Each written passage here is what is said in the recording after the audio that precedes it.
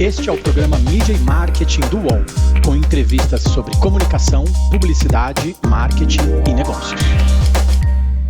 Olá, sejam bem-vindas e sejam bem-vindos a mais um episódio do Mídia e Marketing. Esse é o primeiro programa de 2025. Então, um feliz ano novo para todo mundo. Meu nome é Renato Pesotti e hoje a gente chega ao episódio de número 203 do nosso programa, desde setembro de 2019 no ar. Lembrando que 5 anos não são 5 meses, hein, pessoal? A gente está em todas as plataformas de áudio, no YouTube e agora também no canal UOL. Pode ser visto no 613 da Vivo, no 88 da Sky, no 140 da Oi, no 546 da Embratel e no 64 da Zapping. Nesse primeiro episódio de 2025, como já é de costume, a gente vai falar das tendências que vão ou que pretendem direcionar as estratégias de marketing das empresas no ano. Para falar sobre isso, a gente conversa com a consultora de criatividade e inovação Cristina Namoves, que é CEO e fundadora da Una. Cris, obrigado pela presença, vai ser um enorme prazer bater esse papo contigo. Melhor jeito de começar 2025, Renato. Obrigada pelo convite, viu? Para falar de 2025, a gente vai voltar um pouquinho em 2024, né? O dicionário Oxford definiu a expressão brain rot como a palavra do ano. O brain rot significa uma espécie de atrofia cerebral, uma preguiça mental, né, que tem acometido os humanos. O Fred Gelli já falou sobre isso aqui no programa, o André Forest, da Turbomakers, também fala bastante sobre isso, sobre o consumo excessivo das redes, sobre dopamina fácil e sobre principalmente informações vazias. Queria que você falasse como que a gente olha para tudo isso e pensa em como quebrar essa letargia que parece que tem dominado as pessoas, para as marcas, para as empresas desenvolverem, evoluírem mais em 2025.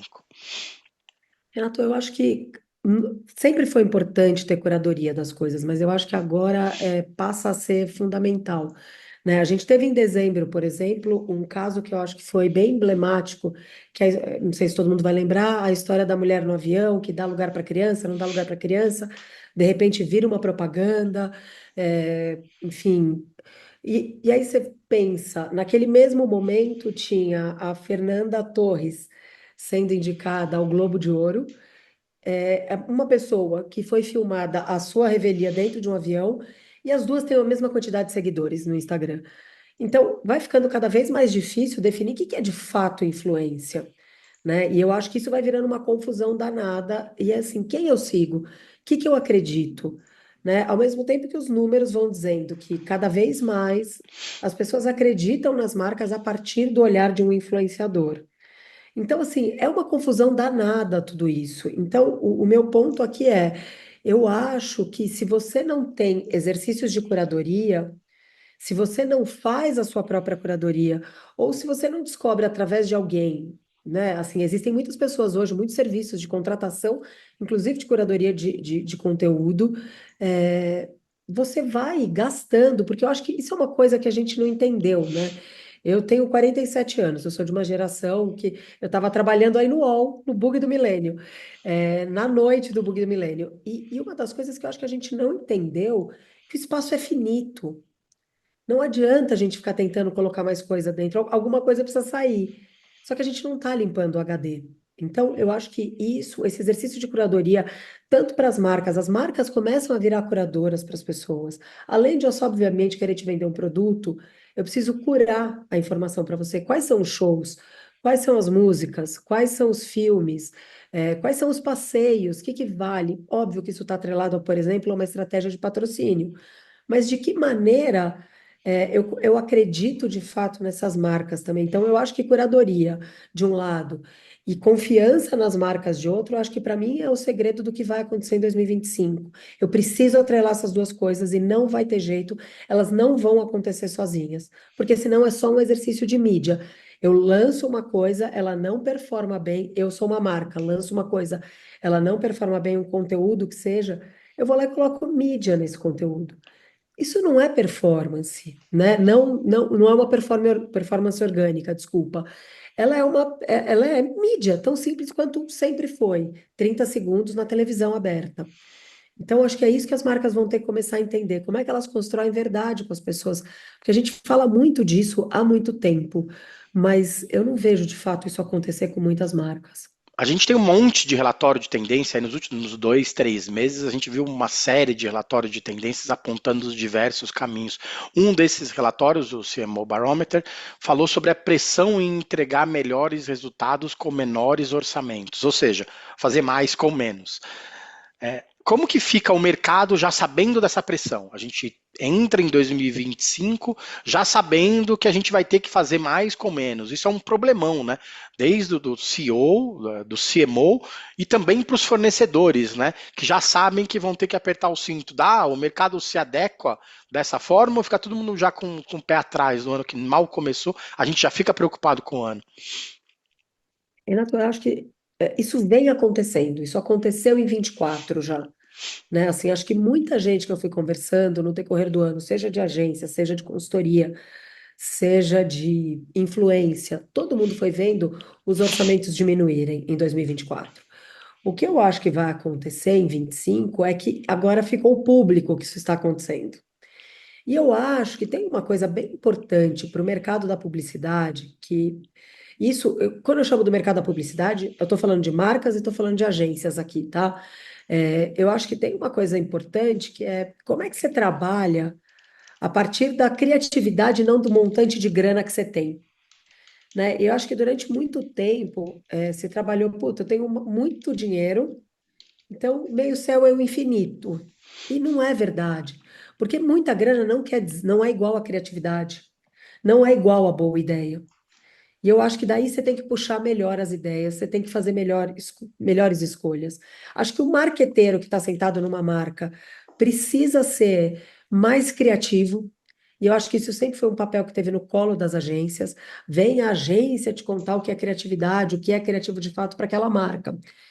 E eu acho que hoje, o cara que está numa marca, a pessoa que está ali sentada tomando a decisão sobre budgets, às vezes muito bilionários, ela precisa entender melhor o processo criativo, até para poder comandar melhor o uso dessa verba. Agora, quando isso aperta, eu acho que o mercado já vinha dizendo para as pessoas: olha, a criatividade está em muitos lugares. E isso não estava claro, eu acho, para todas as marcas. Quando vem esse aperto, você fala, vai aprender, como diria minha avó, não aprendeu no amor, vai aprender na dor, né? Assim, não tem jeito. A gente acompanhou agora no Festival de Cannes de 2024 que algumas tendências indicadas pelos vencedores, principalmente, tinha a ver com a volta do humor, as estratégias de sustentabilidade, ações ESG, perderam um pouco o espaço. Você acha que a gente segue nesse caminho? Na época da pandemia, as marcas pararam de fazer coisas engraçadas, né? Porque não se podia fazer coisa engraçada, porque todo mundo estava sofrendo muito. Agora você acha que volta com tudo, essas campanhas mais bem-humoradas, mais divertidas, ou a gente vai continuar como era antes, na verdade, antes de 2018, 2017? Eu acho, Renato, que tem acontecido uma coisa que é o seguinte: tem um olhar sobre o trabalho de marcas que é o que é o arquétipo da tua marca, né? Assim, vamos lá no básico. Ele é o jester, ele é o palhaço, beleza. Então você pode ser engraçado. O que acho que acontece é que todas as marcas querem surfar a mesma onda. Volto no caso da menina do avião, entendeu? E aí você quer pegar qualquer trend. Ah, veio aqui a trend de hoje do social listening, a de hoje é então o avião, é o Ozempic, sei lá. E todo mundo quer surfar isso. Mas isso faz sentido para tua marca? Eu tenho muita dúvida disso, né? Então, eu acho que marcas que são engraçadas, sei lá, por exemplo, quando você pensa em Burger King, ela é uma marca provocativa, ela é uma marca engraçada. Quando você pensa em Skol, por exemplo, ou Zé Delivery, dando dois exemplos de Ambev, eles são engraçados. Eles foram criados em cima desse arquétipo. Então faz sentido que seja. Agora, o que acontece em 2018, 2017, a gente teve aquele relatório da McKinsey que dizia, né, assim, a diversidade faz com que empresas lucrem mais.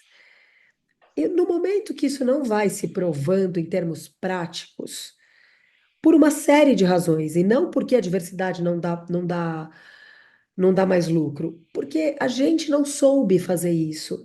Esse shift dentro das empresas, ele é muito difícil. A gente foi comandado durante todo o tempo pelo mesmo tipo de pessoa. E aí, hoje, você tem, por exemplo, um relatório de 2024 até anotei isso, porque era um dado que eu achei interessante. Eu vi isso num evento do Itaú, em dezembro do ano passado, que dizia 43% das empresas mais diversas faturam mais. Esse número segue. Ele é um número da Market Data Report, da World Metrics, enfim, é um número sério. Então, quer dizer, o dado se consolida e cresce. Então, o que que acontece dentro das empresas, eu acho? Isso é, é um assunto difícil, é difícil de fazer, é difícil principalmente de manter. Então, a gente viu um avanço e um retrocesso. E eu acho que isso é normal no progresso do mundo, né? Assim, você empurra, volta um pouco, empurra, mas você já não volta mais para o mesmo lugar. Então, hoje, quando você olha, por exemplo, uma propaganda que todas as pessoas são brancas, você estranha já. Você já não desvê isso, né? Então, hoje assim, eu vi um dado, uma foto de umas pessoas numa viagem no LinkedIn, e eram 50 mulheres exatamente brancas. Eu estranho, Renato, isso, e acho que isso na propaganda vai acontecer. Então, isso já passa a ser default, isso já não é mais um diferencial para as marcas, isso passou a ser transversal. Eu não posso fazer uma propaganda 100% branca. Então, isso não vai ter como voltar atrás. Agora, essa coisa da gracinha, ele não vai funcionar para todas as marcas. E aí, as marcas vão aprender isso no tipo de performance que as propagandas terão. E é assim que as marcas veem, né? Qual é o resultado disso? Qual o tamanho que isso ganhou nas redes, por exemplo? Puta, se não tomou tração, faz sentido. Tem marcas que sabem fazer isso muito bem, e tem marcas que ficam meio tio do churrasco. Então, vão aprender em 2025 que não dá para não estar muito claro quais são seus pilares, quais são suas estratégias de conteúdo. Eu acho que a gente chega numa solidificação disso, sabe? As marcas vão precisar voltar para a cadeira e falar: ó, a gente é isso aqui, e ter consistência dentro disso. Legal, como você disse, sua avó dizia, ou aprende por amor ou aprende por terror, não tem jeito, né? A gente Exatamente. tem o Big Brother agora no começo do ano, tem mais de 30 marcas que são patrocinadores, e times, né, os squads gigantes tomando conta da comunicação das empresas, todo mundo tentando pegar um gancho em um assunto da casa que quer levar para o dia a dia. A Tânia Fukuda Bruno, que é diretora de marketing de Seara, participou do nosso programa agora no final de 2024 e falou que para eles o que era muito importante é ter uma governança corporativa do que pode falar ou do que não pode. Mas a gente sabe que tem muita gente que vai vacilar aí, vai acabar entrando em polêmica, né? Por outro lado, a gente tem visto que essas polêmicas também têm diminuído. Você acha que as empresas estão aprendendo a se meter menos em enrascadas também? Essa governança tem funcionado, pelo menos em relação às redes sociais. A gente teve esse caso do avião aí, o Magazine Luiza entrou na onda. Não vou fazer juízo de valor se foi bom ou se foi ruim, mas parece que as marcas têm entrado menos nessas roubadas, né? Eu acho que isso depende muito do time. Eu volto para a pergunta anterior, depende muito do time que você construiu para fazer. Quem está nesse teu squad? Porque eu acho que tem uma coisa que acho que para alta liderança, essas pautas, essas tretas, elas são mais fáceis de cair. Para quem tem 20 e poucos anos e que cresceu dentro da internet, já sabe um pouco esses caminhos e consegue ajudar as marcas, né? Então, eu acho que essa velocidade ela determina também muito da quantidade de erros que você vai ter. E eu acho de verdade que assim, as marcas podem e devem errar porque elas estão arriscando. Não tem jeito, ninguém muda sem um pouco de erro. Tem que minimizar e tem que tentar mitigar essa quantidade de erros, óbvio. Mas não vai ter jeito. Quem está no BBB, real time ali, em algum momento vai errar. Eu acho que é um dado. Você tem que entrar nisso sabendo que você vai errar. A partir disso, você pensa aonde eu posso errar e onde eu poderia errar e mitiga. Então, eu acho que as marcas aprenderam minimamente esse controle de danos aí, mas isso muito depende do tipo de time que você construiu para lidar com essa comunicação tão rápida, né? Você falou disso, eu lembrei que lá na nossa coluna do UOL, todo final de ano a gente faz as polêmicas do ano, né? E dos últimos anos para cá tem sido cada vez mais difícil selecionar as polêmicas do ano. Parece que as marcas estão deixando de ser muito polêmicas, elas estão tomando um pouco mais cuidado com esse momento de como falar e de diminuir esse dano de às vezes entrar numa onda errada. Falando em onda, né, como CEO da UNA, eu queria que você falasse um pouco sobre a relevância da economia criativa também dentro dessa onda, dessas tendências. Todo ano se fala no investimento, na economia criativa como prioridade, mas na prática parece que isso é diferente. Eu não sei se hoje isso acaba caindo dentro do conceito mais amplo, esses investimentos se perdem ou se fragmentam, ou se todo mundo fala do investimento na economia criativa e acaba escorrendo pelo ralo. Queria que você me explicasse um pouco mais sobre o conceito também. Eu acho que o que acontece hoje, Renato, sobre a economia criativa, tem muita coisa dentro desse balaio, né? E eu acho que isso deu uma certa confusão nas coisas, né? Assim, acho que tem que voltar lá para o básico e lembrar do que estamos falando exatamente, né? E eu acho que hoje, tentando olhar para essa economia, parece que virou uma coisa só de influenciador a economia criativa. E não é isso. Isso é influência. Isso está contido? Está contido, mas isso não determina tudo. E eu acho que o lance é que as marcas, elas entenderam que usar eu vou chamar de cavalos mesmo, para cavalgar mais rápido, que são os influenciadores, isso faz uma baita diferença, né? Assim, eu me lembro de algumas reuniões em dezembro do ano passado de marcas me dizendo: esse ano a gente vai aumentar muito, a gente vai tirar nosso dinheiro da publicidade tradicional e vai colocar muito em influenciador. O que isso quer dizer? Quer dizer que a publicidade vai deixar de existir? Não. Não, não vai deixar de ser o mercado bilionário que é no final do ano, em dezembro, a gente vendo fusões gigantescas acontecendo no mundo. O que eu acho que hoje pode ser bastante confuso é o fato da gente tentar copiar um modelo que talvez não funcione para o Brasil, né? Eu acho que a gente tem aqui uma economia do se virou, que tá todo mundo se virando, né? Então, gente que, puta, deveria ter 30 pessoas fazendo uma coisa, tem duas pessoas, que é o influenciador e um mini câmera ali fazendo conteúdo com essa pessoa. E isso faz com que o mercado também achate. Os dinheiros vão ficando cada vez menores para isso.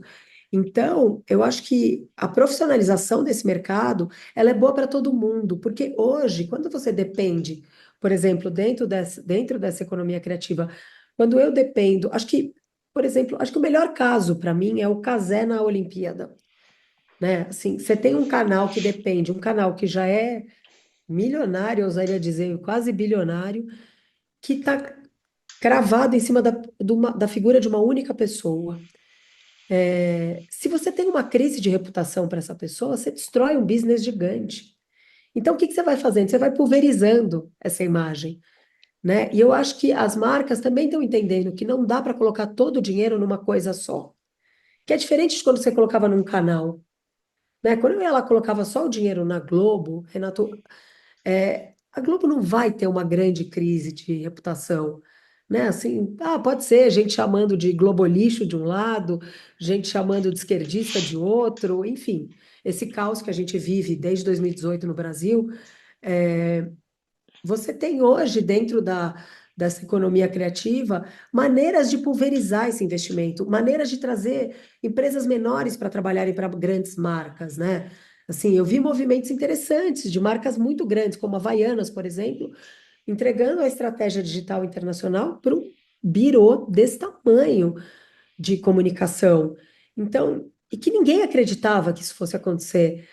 E eu acho que tem um movimento, para mim, muito interessante dessa economia criativa. Ela vai ficar confusa, ela vai ser atrapalhada por um período ainda. Acho que tem gente muito mais esperta que eu nesse assunto, sei lá, eu fico pensando quando a Bia Granja fala disso, eu paro sempre para ver, a newsletter dela fala muito disso, hoje é muito legal, justamente porque eu acho que você entender que precisa deslocar e precisa ficar desconfortável para mudar, é muito difícil para as empresas e para as marcas. Mas não tem jeito, você precisa errar para poder saber como fazer. E a Creator Economy é um lugar bom de errar. Porque você está errando menor do que você errava com break exclusivo do Jornal Nacional, né? Voltando para esses relatórios de tendência para 2025, alguns deles afirmam que as marcas precisam aproveitar melhor as comunidades e as comunidades de criadores de conteúdo. Como você disse, não dá mais para não deixar de ser confortável, né? Tem que se tornar desconfortável. As empresas que você trabalha no dia a dia, elas estão aprendendo, elas estão conseguindo ser ágeis o suficiente para acompanhar essas mudanças todas, ou você às vezes tem que empurrar, às vezes tem que mandar uma mensagem lá para o CMO, para o CEO, falar, pô, olha isso aqui, cara, vamos andar, se não tá indo ou tá mais ou menos devagar ainda como era antigamente? Eu acho que mudou muito. Acho que a velocidade, ela é ideal, Renato? Provavelmente não. Daqui a um ano a gente vai falar de novo e a gente vai perceber que 2025 talvez tenha sido um turning point mesmo nesse momento das marcas. É, mas eu acho que já está muito melhor. É, acho que as marcas entenderam bastante nesses últimos, nos anos de pandemia e nos últimos 2 anos, que não dá para não ter um plano muito claro de comunicação. Porque isso faz com que você fique meio papel de bala no vento, entendeu? Você fica indo para todo quanto é lado. E isso, para criar comunidade, é muito ruim. Essas comunidades, se elas são de fato comunidade, e eu sei que parece óbvio isso que eu vou dizer, mas não tem muito jeito melhor de explicar que assim, ela precisa ser verdadeira. A relação das marcas precisa ser mais transparente com as comunidades. O que isso quer dizer? Quer dizer que assim, putz, eu criei uma comunidade para a marca X, é uma turma com quem eu vou buscar opinião, com quem eu vou oferecer benefício, para que eu vou convidar para eventos que eu estou patrocinando, etc. O dia que essa pessoa deixa de estar nessa comunidade ou para de fazer sentido para a marca, eu vejo as marcas ainda têm muita dificuldade de romper relações, sabe? Assim, fica aquele, dá um ghosting nas pessoas. Se fosse aqui um podcast de relacionamento, a gente poderia usar essa expressão do ghosting. As marcas somem, de repente elas deixam de falar com você. E eu acho que isso faz com que você tenha um detrator. E um detrator, ele é muito mais poderoso que uma comunidade gigante, dependendo do grau de influência que essa pessoa tem, dentro de uma determinada comunidade também, né? Então, por exemplo, é, uma coisa que eu adoro, tênis, sneakers. É, existem algumas pessoas que, se elas dizem, putz, esse tênis, ele não foi bem desenvolvido pela marca X, isso determina o sucesso ou o fracasso de assim, uma pessoa falando, Renato, é muito impressionante. Então, eu acho que as marcas também estão entendendo que, assim, não existe só, vamos ter comunidade para ficar mandando cupom. Ou você cria uma relação verdadeira com essas pessoas são embaixadoras da tua marca, elas são amigos da sua marca, ou elas são contratadas por simplesmente é só um job. Agora, parte também do influenciador e da pessoa que topa entender se ela tem fit ou não com essa marca. Se ela tem, sabe, se faz sentido ela tá lá.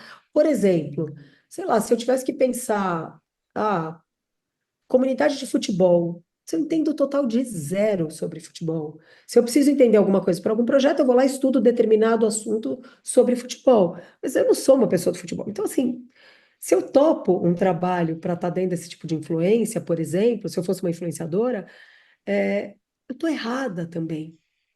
E eu acho que a maturidade dessa creator economy também vai passar por isso, pela profissionalização de quem está aceitando os trabalhos.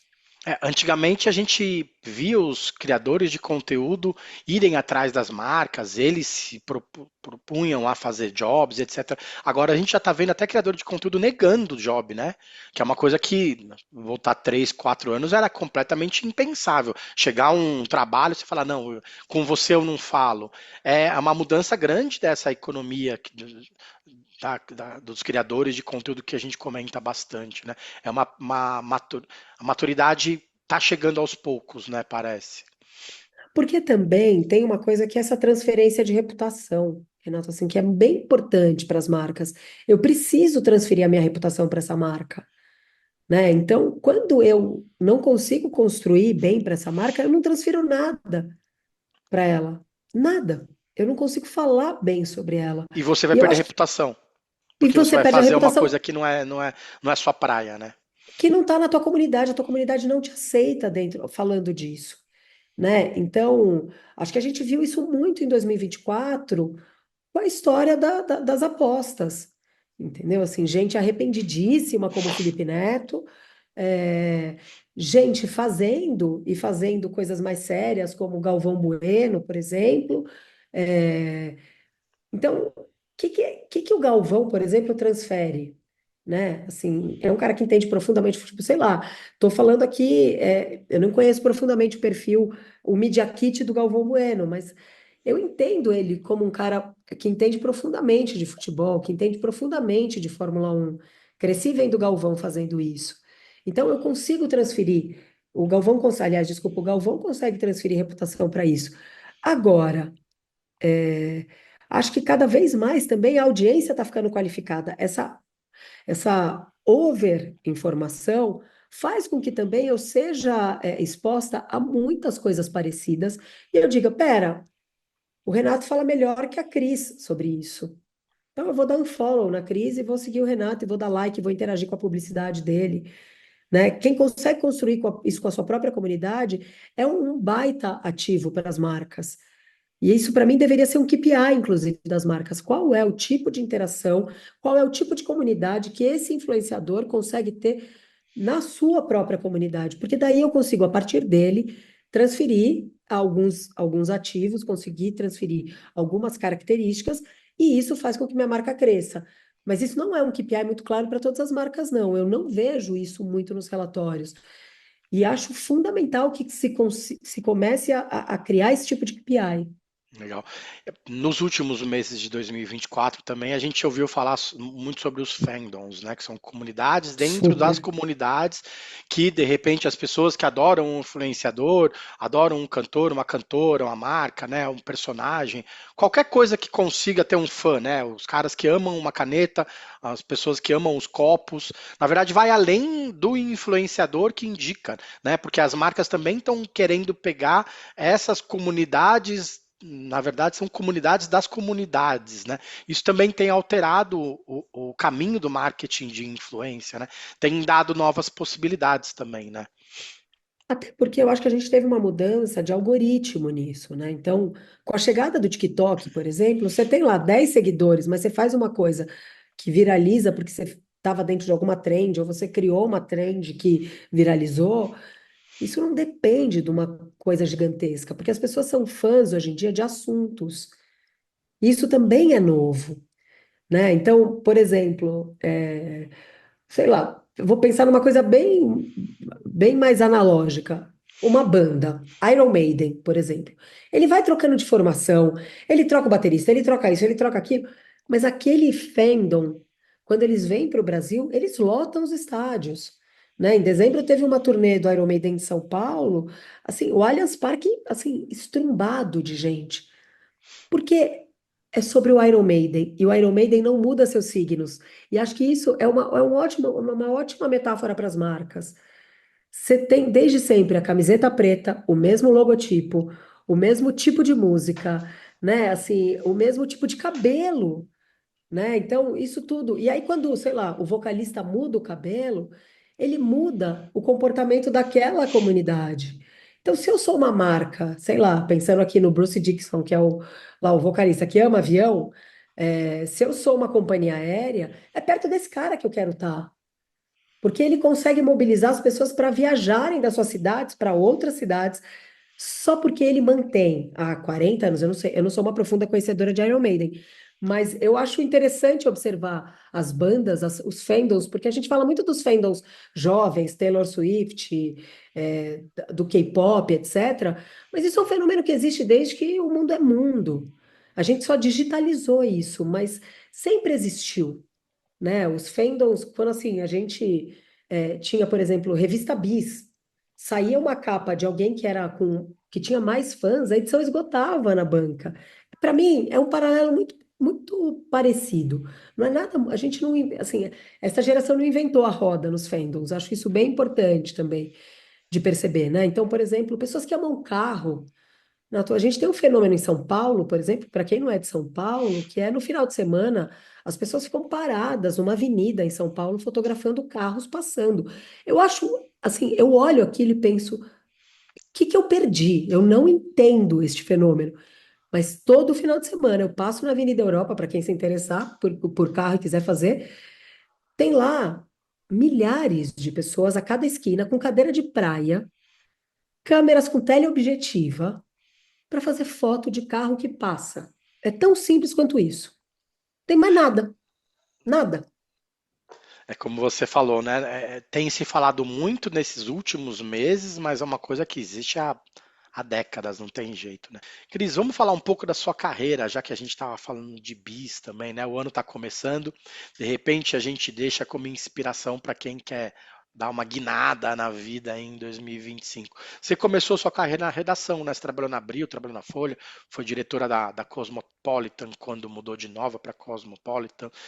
Queria que você falasse um pouco sobre essa trajetória e em qual momento que você achou, que você descobriu que trabalhar para marcas seria uma alternativa boa, porque a gente, quem trabalha em redação, às vezes nem gosta muito de falar de marca, não gosta de fazer propaganda de graça, tal. Que momento você fala assim, putz, eu vou trabalhar para marca que eu acho mais legal, que eu acho que é uma oportunidade boa de para eu levar o meu conhecimento para mais gente?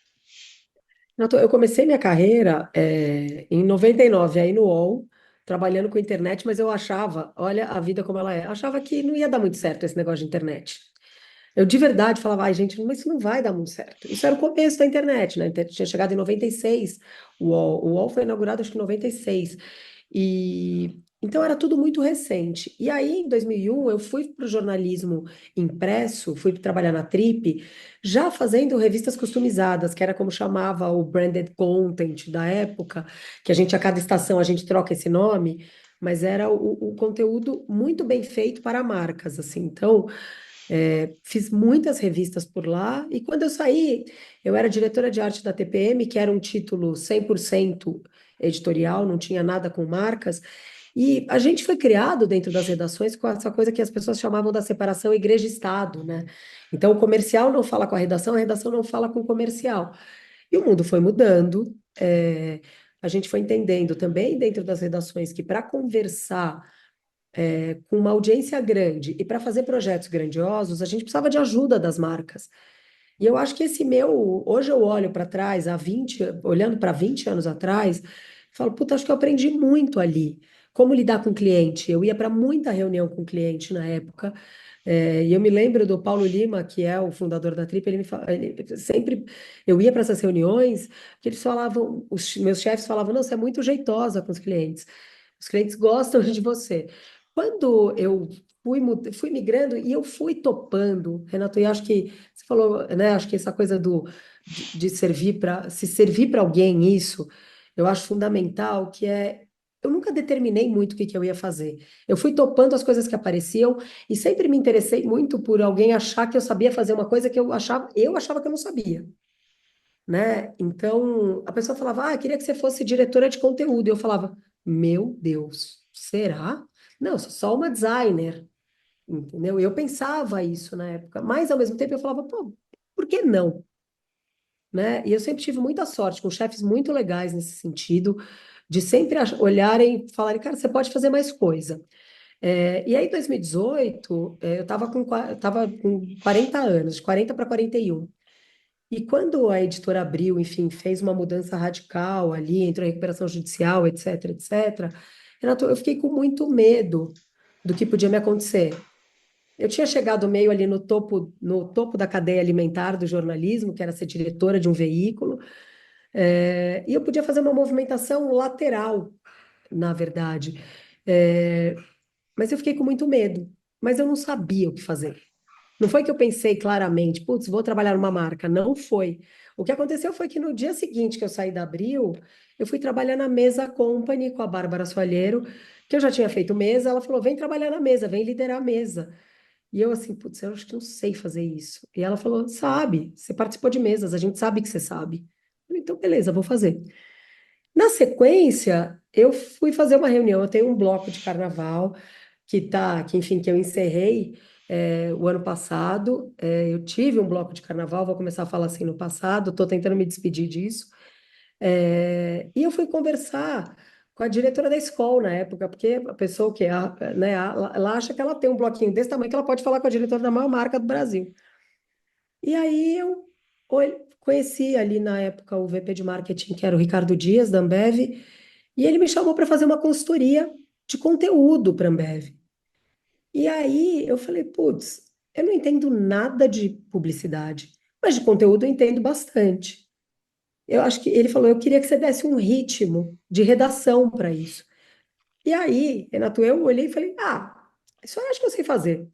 Então, eu fui fazer isso dentro da Ambev, o que foi fundamental, assim, eu trabalho com a Ambev há 5 anos, é meu cliente mais antigo, meu primeiro cliente, olhando para isso muito com o olhar dessa curadoria e do que é o que você faz, por exemplo, que é, o que que a audiência está interessada em saber? O que que eu vou trazer para essa audiência que seja legal? Né? E hoje, o jornalismo tem isso, a gente sempre fez isso, seja em papel, em digital, em vídeo, em podcast, etc. Não importa o formato, a audiência sempre esteve no centro. O que hoje as marcas falam, né? O consumer centric, pipipi, popopó, que as marcas adoram falar essa frase, é, as pessoas sempre tiveram no centro da estratégia do jornalismo, porque senão eu não comprava a sua revista, eu não acessava o seu conteúdo. E a gente não tinha dinheiro para impulsionar nada. Então, eu precisava convencer essa audiência. É o que você faz aqui mensalmente. Me sinto muito honrada, inclusive, de ter sido escolhida. Se achar que eu posso fazer alguma diferença aqui. Então, eu olho hoje para isso e falo, putz, eu acho que eu era a pessoa certa no lugar certo, ou talvez a pessoa errada no lugar certo, nunca vou saber. Mas isso foi crescendo e foi tomando um vulto até que eu encontrei dois sócios também muito interessados em criatividade, que são o Márcio Santoro e o Sérgio Gordilho, que são sócios da África, que se interessaram em ter um negócio comigo.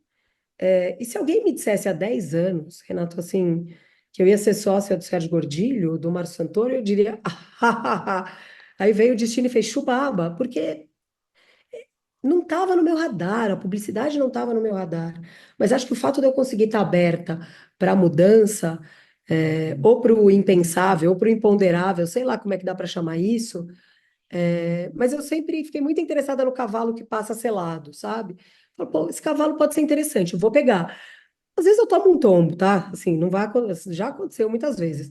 Mas tem vezes que eu olho e falo, pô, isso aqui foi sensacional, ainda bem que eu tive coragem de fazer. Então, sei lá, se para 2025, acho que coragem é uma boa palavra sempre, assim, eu aprendo muito sobre isso com a Daniela Cachiche, que ela sempre fala disso, assim, precisa ter coragem. O publicitário, o marqueteiro precisa ter coragem. Falando em coragem, que você falou da fundação do Bloco de Carnaval, que não existe mais, né? O ex-bloco de carnaval, na verdade, como você disse, está se desprendendo. Mas a gente conversou um pouco antes da gravação e você disse que o bloco te ajudou muito a lidar com o ego, né? Queria que você falasse como que o bloco te ajudou, né, nesse trabalho com o ego, com a personalidade, com se importar sobre o que você faz ou o que deixa de fazer. Renato, sabe que tem uma coisa engraçada sobre o bloco que, aliás, vou voltar um pouco. O jornalismo me ajudou muito nisso, porque para quem nunca participou de uma reunião de pauta, isso talvez não seja claro. Mas numa reunião de pauta, que todo mundo traz ideia e todo mundo constrói em cima da ideia do outro, e você chegou com uma ideia, eu construí em cima da ideia, a outra pessoa do lado construiu, e essa pessoa, o diretor de redação, vira e fala: Fulano, vai você fazer essa pauta. E isso faz com que, muitas vezes, você tenha que, de fato, se desprender mesmo. Essa ideia era tua? Era, beleza. Mas, assim, depois que alguém cresceu em cima dela, ela passou a ser coletiva. Quando eu comecei a fazer carnaval, eu entendi que tinha tantos elementos para aquilo dar certo. Tinham tantos elementos para a coisa andar. É o cara do trio elétrico, é o cara da prefeitura, são as cordeiras. Tem tanta coisa acontecendo ao mesmo tempo que se aprende, a ser desapegada. Embora eu tenha o bloco do apego, mas você tem que desapegar. Porque você não controla o processo todo. No limite, você mitiga risco. E uma coisa que me ajudou muito foi também fazer uma coisa que era muito sobre mim. Então as pessoas diziam, o bloco da Cris, o baile de carnaval da Cris, etc, etc. Então eu resolvia meu ego ali em 2 dias do ano. Os outros 363 dias eu tô a trabalho e deixa de ser sobre mim, Renato. E acho que hoje eu consegui já deslocar isso para outro lugar, mas é muito interessante você pensar que não é sobre você. Essa ideia não é sobre você, é você trabalhando para a marca. Uma das coisas que eu admiro muito, por exemplo, em agências longevas como a África, como a Almap, que tem contas há muito tempo com os clientes. Então, nunca foi sobre o CMO que está sentado ali, é sobre a marca. E isso é um negócio que eu tenho aprendido muito. Não é sobre mim. Aquela minha passagem, ela é efêmera por ali. Até porque a gente vive numa coisa que não sei se todo mundo conhece, que chama capitalismo. Hoje isso é importante pra caramba. Amanhã, abraços, PT saudações para quem lembra do telegrama, entendeu? Eu acho que isso é bem importante de se lembrar. E aí, outro dia, eu respondi um negócio para uma pessoa me perguntou, como é que eu tenho propósito trabalhando numa marca de luxo? Eu falei, quem te disse que você precisa ter propósito aqui? Teu propósito precisa estar dentro do trabalho, ou teu propósito precisa estar na tua vida? Porque a hora que deixa de existir igreja, família, começa tudo a ficar meio embolado, é, você começa a colocar todas as suas fichas no trabalho. Não vai dar certo. Dou um spoiler aqui do futuro. Não funciona. Então você precisa ter mais alegrias na vida além do teu trabalho. Você citou o carnaval, o trabalho com outras pessoas, eu lembrei de uma frase que o André Cassu, da CPB, que ganhou o Caboré agora no mês de dezembro como criativo do ano, falou numa entrevista para gente que ele citou um outro amigo que diz que a ideia é que nem carro alegórico, né? Se todo mundo não empurrar, não vai para a avenida. É mais ou menos isso, né? O carnaval tem muitas alegorias, né? Com o perdão do trocadilho, com a vida real por causa disso, né? Porque se a gente não trabalhar todo mundo no mesmo caminho, no mesmo rumo, não funciona. Não adianta você ser a pessoa, se não vai para frente, não funciona, né? Acho que é esse momento que às vezes faz a gente desprender um pouco do que é nosso, né? Do que é a nossa certeza, do que é a nossa ideia, né? E eu acho, Renato, também que tem uma coisa que, assim, o marketing é meio o departamento de criação das empresas, assim, é o Olimpo. Só que o marketing não é nada sem o departamento de vendas. Nada. Né? E muitas vezes eu já participei de reuniões que a pessoa fala, eu vou lançar isso, eu vou fazer desse jeito. E eu me lembro, há uns 3, 4 anos atrás, que uma pessoa começou a contar uma ideia numa reunião e era uma ideia excelente, só que dependia exclusivamente da força de vendas. E aí eu falei, mas você já alinhou isso com o VP de vendas? Ele sabe dessa ideia? Não. Eu falei, então, Não vai como é que você rolar. acha? Vai rolar? Puta, não vai rolar. E eu acho que a hora que a gente entende que o carro alegórico é a empresa toda, é a área de gente que vai ter trazido gente muito esperta para o teu time. É a área de vendas que vai colocar teu bloco na rua, aqui continuando nas alegorias, né? A área de suprimentos que vai negociar seus dinheiros, a área de supply que vai fazer a coisa sai da cabeça e vira uma ideia de fato, vira uma coisa física de fato, ou enfim, uma ideia no mundo, né? Assim, eu acho que isso é cada vez mais, isso resolve muito do teu ego.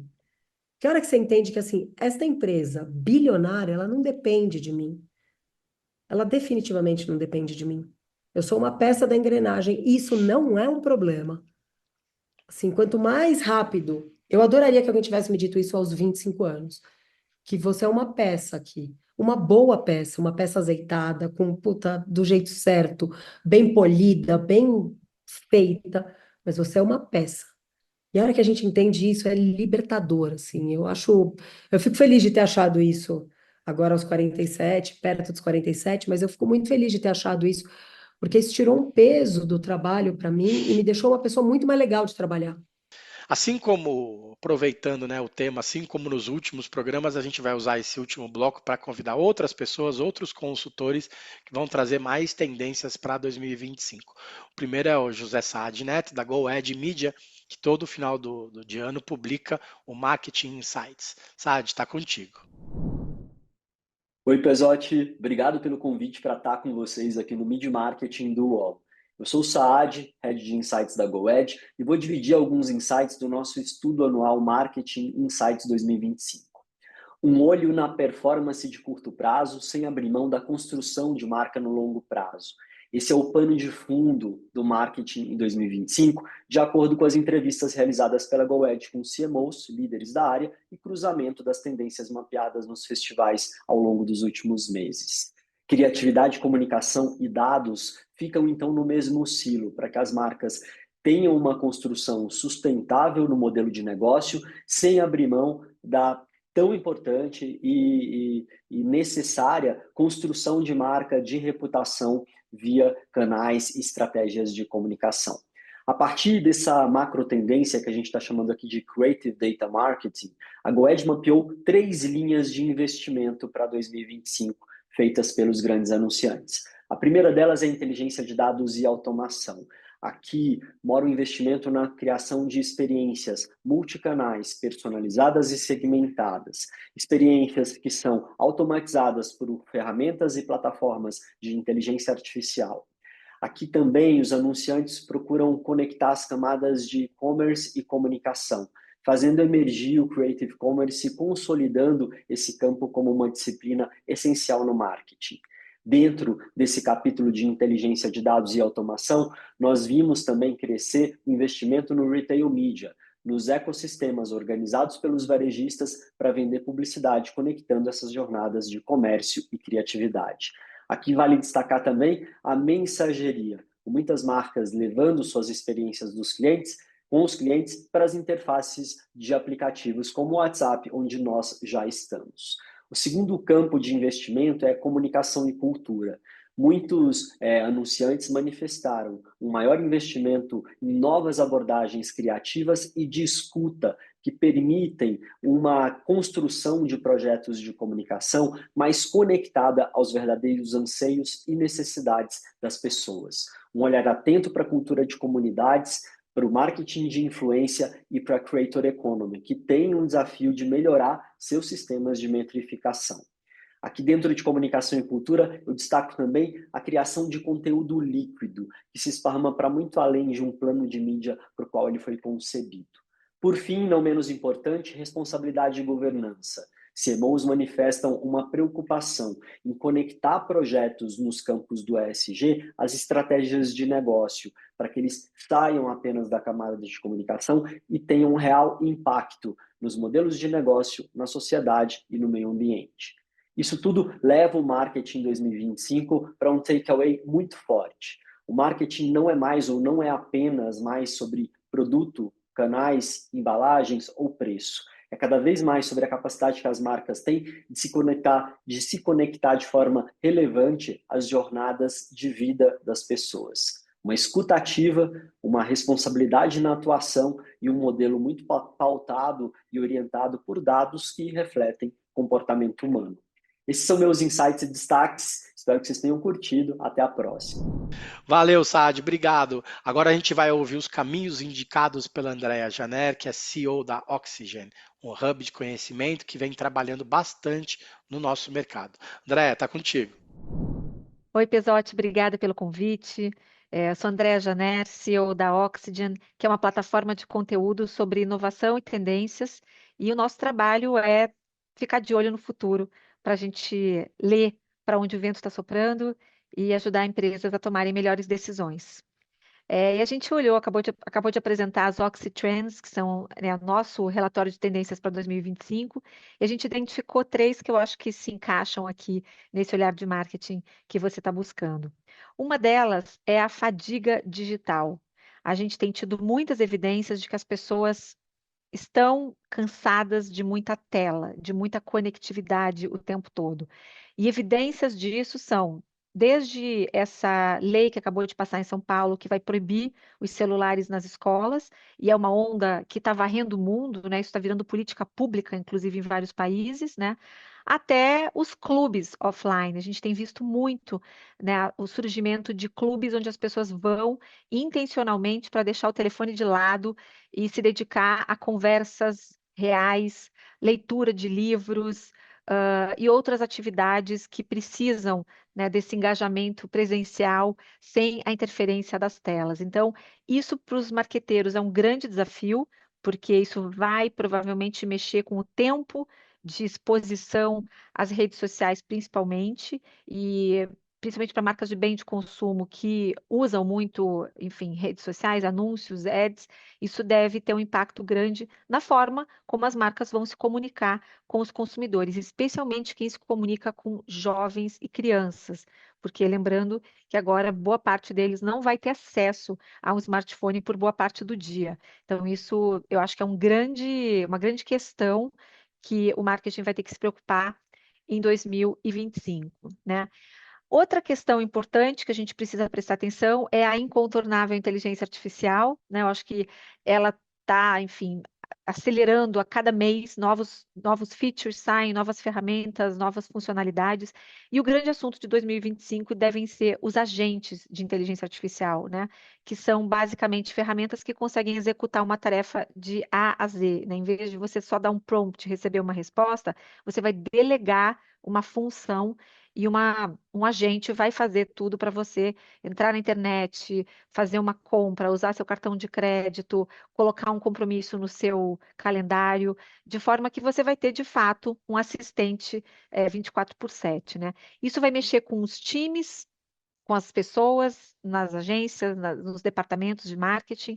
E aí, em 2026, a gente vai ter uma outra conversa que são os multi-agentes, que são times inteiros, equipes inteiras, cada um cada agente vai ser especializado numa parte do trabalho e juntos eles vão conseguir executar tarefas que hoje são executadas por times inteiros. Então, acho que esse é o grande assunto de inteligência artificial. E a terceira e última tendência é uma tendência mais macro, uma lente maior. Eu acho que o mundo está num momento muito complexo.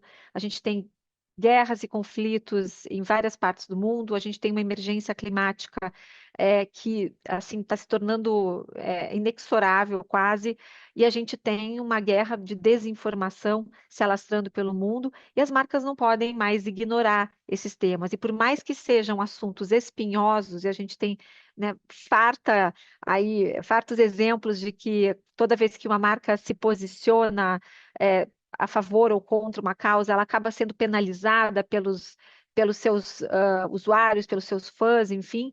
É, eu acho que esse é um assunto incontornável. As marcas não podem mais não reconhecer seu papel nesse mundo tão complexo que a gente está vivendo hoje, seja através de conteúdo, seja através de educação, seja através de abraçar mesmo causas e se envolver com temas que são cruciais para o progresso e para o desenvolvimento da humanidade. Então, esses são os meus 2 cents. Espero ter ajudado. Um ótimo 2025 para todos nós.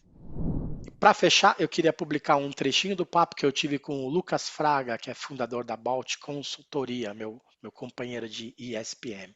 No ar, Lucas. Muito obrigado aí pelo convite. Meu nome é Lucas Fraga, eu sou founder, né, co-founder e head de estratégia da Balt, que é uma agência de tendências aqui de São Paulo, tendência e estratégia.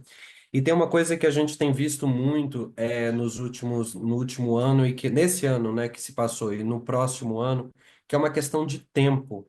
É uma tensão muito grande, a gente está cada vez menos tempo. Quando a gente olha para alguns dados assim, aqui no, por exemplo, em São Paulo, o cidadão paulistano ele gasta 4 horas, mais de 4 horas no trânsito. O que que acontece nessa sociedade que a gente tem cada vez menos tempo? O tempo de experiência de marca, ele vai sendo reduzido. Então a gente vê que dentro dessa tensão, muitas tendências elas vão surgindo para resolver essas questões. Tem uma coisa que aparece para a gente que é muito forte, é a questão da otimização do tempo. Então, se você olhar, por exemplo, você vai andando por algumas avenidas, algumas capitais do país, você já consegue ver, por exemplo, aquelas cápsulas de sono em locais de trabalho. Você vai lá, você dorme 15 minutos, você para, você descansa, ou então academias que você treina por 20, 25 minutos. Tudo isso indica um consumidor que quer cada vez mais uma experiência de marca que ela seja rápida, que ela seja interessante e que, quando possível, ela consiga juntar pessoas e comunidades, porque a gente tem cada vez menos tempo com os nossos amigos, a nossa família. Então, tem uma ação de uma marca que foi feita, a Chick-fil-A, nos Estados Unidos, é uma marca, um fast food, mas que eles lançaram um jogo de tabuleiro para você jogar em casa, com os pais jogarem com os filhos. Então, você está criando uma experiência de marca ao mesmo tempo em que você está unindo famílias. Então, isso é uma tendência que a gente está vendo para esse próximo ano, principalmente voltada para experiências de marca. Uma outra questão que a gente tem visto muito, né, tem a ver com a maximização, né, essa ideia do tempo, essa ideia do muito, cada vez mais. A gente tá. E isso tem muito a ver, por exemplo, com a economia dos creators. A gente vê várias questões relacionadas, vários reports dentro disso, que tem um estudo que saiu em Londres, que diz que o mundo está se tornando cada vez mais descolorido. Então, e de modo que quando as pessoas se deparam com muitas cores, com muitas coisas, elas se sentem mais impactadas e elas lembram mais das marcas. Então, a gente pode esperar para esse ano essa questão do intenso, de experiências de marca, que são mais personalizadas, e aí a inteligência artificial ela entra muito disso, né, para personalizar mesmo, e que elas sejam mais intensas. Isso a gente tem visto o consumidor querendo cada vez mais, como por exemplo, você olha aumento de práticas de esporte radical, esse tipo de coisa mostra um consumidor cada vez mais querendo essas experiências mais intensas, né, de marca. Valeu, Lucas. Obrigado pela participação. Cris, para terminar, se você pudesse indicar uma tendência desse monte de coisa que a gente já falou aqui, acho que no programa que você falou umas 2 ou 3 palavras que podem ser caminhos para as marcas, mas eu queria que você decidisse um. Qual a tendência desse ano, uma frase para esse ano, para quem pegar o nosso programa no final, escutar e falar, vou voltar e vou assistir o programa inteiro. Para mim são as comunidades, Renato. Assim, acho que quem conseguir construir e fizer bem feito esse trabalho de comunidade, você consegue resolver uma série de questões. É sobre a publicidade, é sobre reputação, é sobre gestão de crise, inclusive. Quando vem alguém te defender, né? São essas comunidades que vão ajudar a coisa não tomar um vulto gigantesco, né? E eu acho que a hora que as marcas entenderem que essas comunidades, elas inclusive são maneiras mais baratas de espalhar sua mensagem, no sentido de, não mais barata porque você vai pagar pouco, mas a qualidade da mensagem é um pouco quando você vai num restaurante que ele é muito bom, o prato é caro, mas a comida é tão boa que você fala, putz, não foi caro, foi bom, eu vou lembrar do gosto da comida e esqueci a conta. Eu acho que é um pouco isso que as marcas deveriam aprender com as comunidades. Legal. Obrigado pelo tempo, que você consiga indicar bons caminhos para as empresas aí. É um desafio bem grande, né? A gente sabe que as marcas, as equipes têm passado por desafios quase que mensais, né? Como a gente falou, fazer o tempo inteiro mais com menos. Isso envolve a gente também, a gente ajuda, né, de alguma forma. Como você disse, a gente sempre tenta levar alguma coisa de bom para as empresas, para as pessoas, e é isso que fica. Obrigado pelo tempo e bom ano, né, para a gente. Renato, obrigada, viu? Um ótimo 25 para você. Para quem está vendo a gente no canal UOL ou nos escuta no Spotify ou no Apple Podcasts, a nossa playlist tem mais de 200 entrevistas com muita história legal sobre marketing, sobre publicidade, sobre carreira e sobre comunicação. Valeu, obrigado e até mais.